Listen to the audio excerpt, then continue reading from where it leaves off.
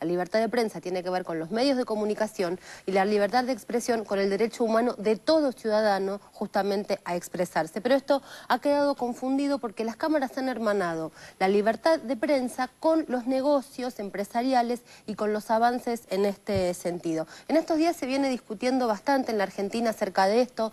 Estas cámaras han hecho hincapié en un supuesto hostigamiento a la prensa independiente, pero hay algunas cosas para puntualizar.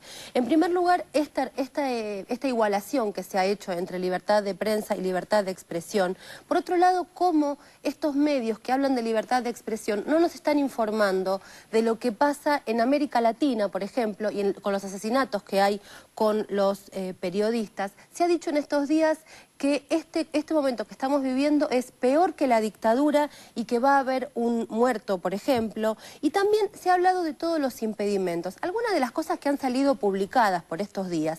Se ha dicho, por ejemplo, que hay mecanismos de censura. La Nación también agregó que estamos frente a un gobierno autoritario, un gobierno que es la autocracia, que hay ataques a la libertad de expresión.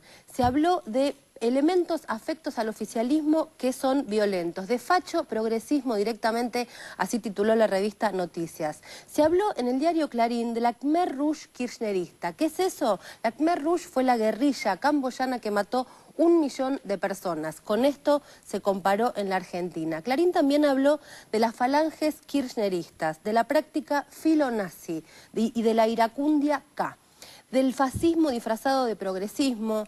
También se habló en La Nación de la compulsión a continuar en el poder de parte de Néstor Kirchner y de la cabeza arcaica de Néstor Kirchner. Hay que prestar atención a los adjetivos que se van diciendo cada uno de los días. Se habló de la fracción kirchnerista de la Barra Brava de Nueva Chicago, por ejemplo, de la tendencia que hay a los intereses mezquinos del oficialismo. Se habló también en Clarín de la falange K, de la información que avanza como tropa onerosa, de la mano inquisitorial oficialista, de la patota comunicacional oficialista.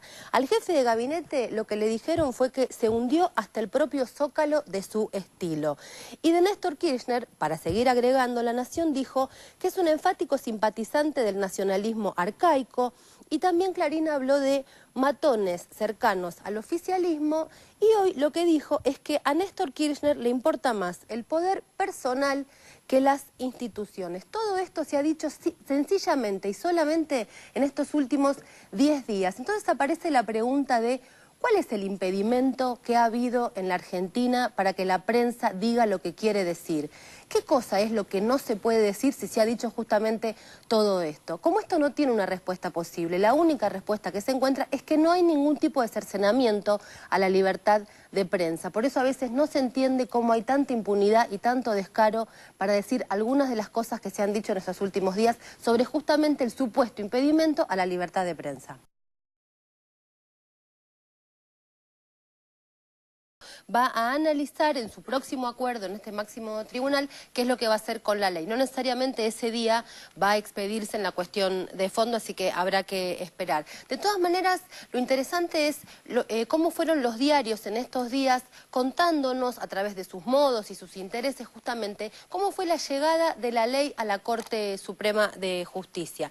Todo esto estuvo relacionado con varios temas que hay que tener en cuenta. En primer lugar, hubo una reunión de AEA, la Asociación Empresaria Argentina, con la Corte. Casualmente o no, en estos tiempos, eso es para pensar. De esa reunión participaron el CEO de Clarín, Mañeto, y Roca, de Techín, entre otros. Recordemos que estas dos empresas son socias en la empresa Impripost, y ahí plantearon la, entre comillas, preocupación por la presión a los medios por estos días. Esta información, y este es otro dato interesante, se supo por la editorial Perfil y por el Centro de Información Judicial.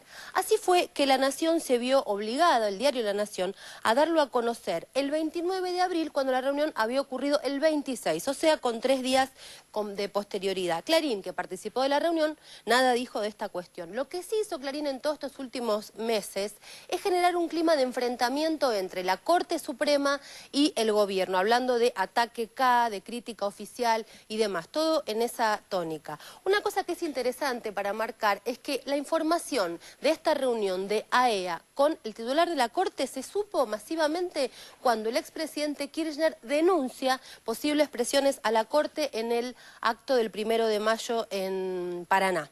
Acá lo que es interesante es este fenómeno de que la política le impone cierta agenda a los medios de comunicación y de hecho esto obligó a Clarín y a varios medios a tener que dar explicaciones de por qué había ocurrido esta reunión sin que la dieran a conocer antes. En cuanto a la cuestión de la ley puntualmente, los medios más interesados lo que hicieron fue establecer una fuertísima presión editorial, es decir, disfrazar notas editoriales de noticias y decir que la Corte podía tomarse todo el tiempo que quería, que no había urgencia, cuando en realidad, más que informar, estaban diciendo lo que ellos querían que ocurriera. Por eso, frente a tantas presiones y tantos intereses, no es exagerado para nada decir que justamente en este momento se pone a prueba la entereza democrática de la Corte Suprema de Justicia de la Nación.